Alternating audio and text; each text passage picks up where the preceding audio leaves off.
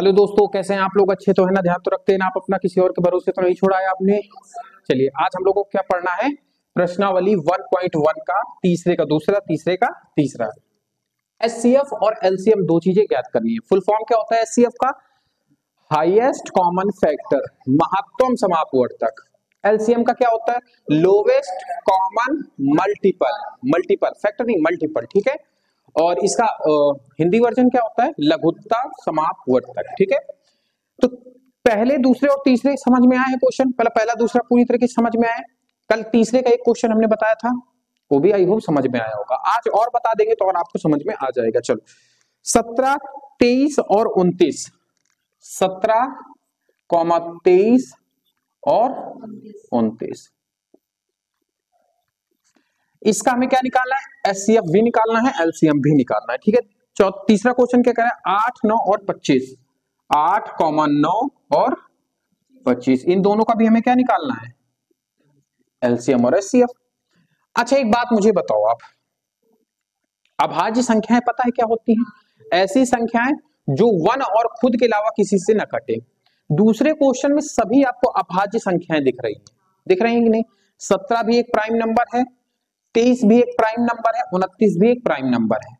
मैंने आपको एक नोट करके एक चीज लिखवाई थी कि जब, अब देखो इनमें क्या कोई, देखो अभाज्य संख्या अगर होंगी तो क्या इनमें कोई भी गुणनखंड कॉमन होगा? उनका कोई फैक्टर कॉमन है इसमें? नहीं है, क्योंकि किसी से कट ही नहीं रही है। तो इनका HCF कितना हो जाएगा? 1 हो जाएगा। लेकिन इसको करेंगे कैसे स्कूल में? ठीक है, ऐसे तो हमने मुंह से बता दिया। तो देखो 17 के फैक्टर क्या होंगे? 1 इंटू 70 हो गए। 23 के फैक्टर क्या होंगे? 1 इंटू 23 होंगे।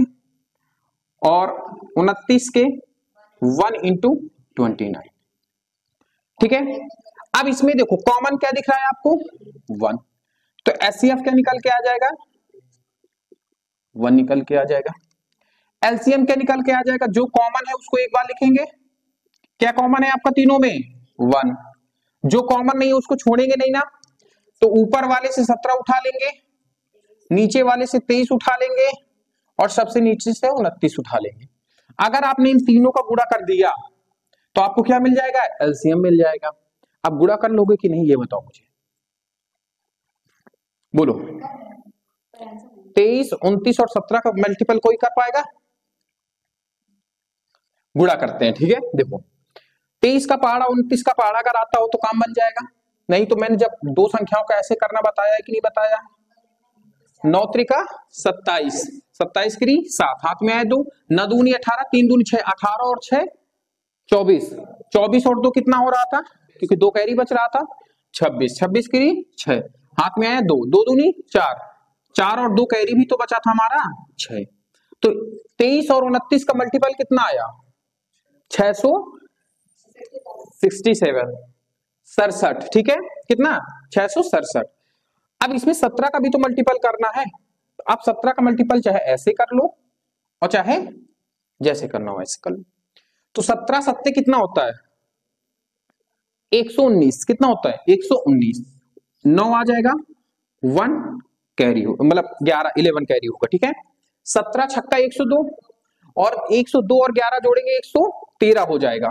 13 की 3 आएगा, कैरी कितना बचेगा? 13। 17 छक्का 102 और 11 कितना हो जाएगा? 113। तो हमारा फाइनली एलसीएम कितना आ गया इसका? 11,300, 11,339, इतना हमारा एलसीएम आ गया, ठीक है। समझ में आई मेरी बात? ये चीज समझ में आई ना कि एलसीएम कैसे निकालते हैं? नोट में मैंने शायद नहीं लिखवाया था कि जब किसी संख्याओं में या किन्हीं संख्याओं में जब कोई भी फैक्टर कॉमन नहीं होता है तो उन्हीं संख्याओं का मल्टीपल, उन्हीं संख्याओं का गुणनफल क्या हो जाता है? उनका एलसीएम हो जाता है। तो वही तो हमने किया। 17, 23 और 29, 17, 23 और 29, 1 का गुणा करो या ना करो कोई फर्क पड़ना नहीं है। तो हमारा कितना आ गया? इन्हीं का गुणा ही तो एलसीएम निकल के आया, और कोई कॉमन नहीं तो एचसीएफ कितना हो गया हम लोगों का? 1 हो गया। क्या यहां तक बात आपको समझ में आई कि नहीं आई? पक्का ना? चलो, अब हम लोग चलते हैं थर्ड क्वेश्चन की तरफ। 8, 9 और 25।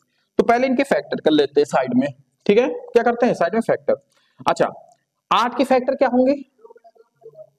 2, 4 जाएगा, फिर 2, 2 आएगा 2, 1 आ गया। फिर 9 का फैक्टर क्या होगा, 3 से कटेगा, 3 3 1। फिर 25 के फैक्टर कितने होंगे, 5 5 5 से काटेंगे 1। तो तीनों के फैक्टर हमें मिल गए। फैक्टर करने आ गए कि नहीं आ गए, अब कर लोगे। अब आपको कुछ नहीं करना है।